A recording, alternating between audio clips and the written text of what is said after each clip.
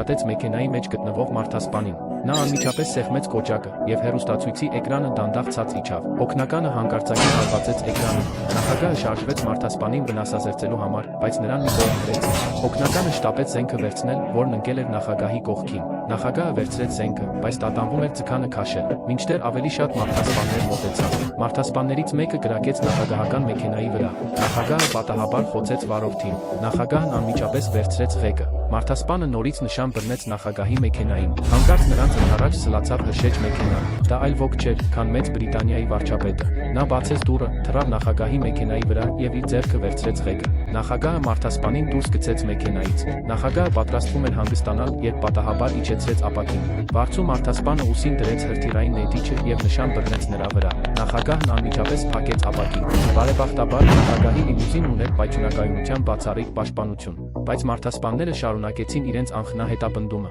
Նախագահը կարծես ինչ-որ բան հիշեց եւ սեղմեց կոճակը։ Մեքենայի տակ ակտիվացան ծխագեներատորները։ Ճիշտ այդ պահին Մեծ Բրիտանիայի վարչապետը կտրուկ շրջադարձ կատարեց ճանապարհի վերջում։ Մարդասպանները չհասցրեցին արգելակել։ Մեքենան բախվեց արգելապատնեշին եւ ցած գլորվեց։ Այնուհետև նախագահը վերցրեց արյան պահեստային պարկը եւ նետեց հետևի մեքենայի հողմապապուն։ Մարդասպանները կորցրեցին տեսանելիությունը եւ նրանց մեքենան իսկույն դուրս եկավ կառավարումից։ Ականատես լինելով սրան, մարդասպանների առաջնորդը երդվեց վրեժխնդիր լինել իր ընկած ընկերոջ համար։ Նա նշան բռնեց նախագահական մեքենային։ Մեծ Բրիտանիայի վարչապետը թեքեց ղեկը, կտրուկ խուսափելով հարձակումից։ Ապա նա սեղմեց գազի ոտնակը, մտնելով անվտանգ գոտի։ Տեսնելով սա, մարդասպանների առաջնորդին մնում էր միայն հեռանալ զայրացած։ Մեծ Բրիտանիայի վարչապետի օգնությամբ ԱՄՆ նախագահը հաջողությամբ փրկվեց վտանգից։ Վտանգից փրկվելուց հետո նախագահն անմիջապես ուղևորվեց համաժողովների դահլիճ։ Պարզվեց, որ ահաբեկիչներին ուղարկել էր փոխնախագահը։ Հանկարծ մի տղամարդ կրակեց փոխնախագահի վրա, ով դեռ սեղմած էր պահում նռնակը։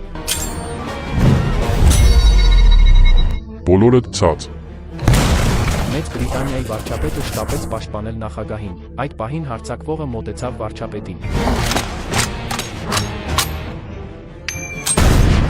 Երկու տղամարդիկ մտան սենյակ, զենքերը ուղղած եւ գտան ահաբեկիչների առաջնորդին։ Առաջնորդն արդեն կազմակերպել էր փախուստի ուղին։ Մինչ ուղղաթիռը պատրաստվում էր թռչել, նախագահը քանդակ նետեց նրա ուղղությամբ։ Քանդակն ընկավ ուղղակի շարժիչի մեջ։ Ուղղաթիռը կործանվեց եւ պայթեց։